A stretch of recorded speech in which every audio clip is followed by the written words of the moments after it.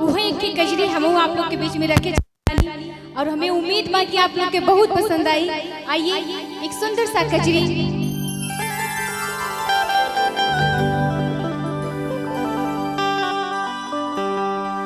जाने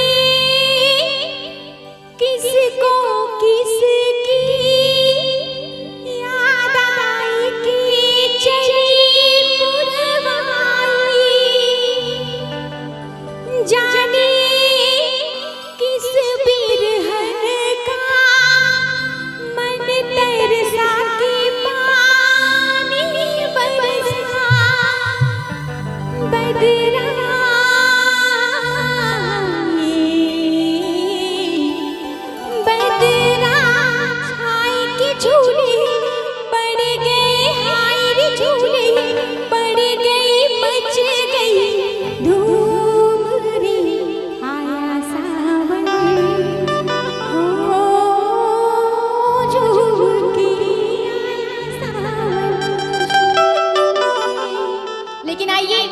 हम लोग का भाव दूसरा है और उसी भाव में रखना चाहेंगे। कैसे?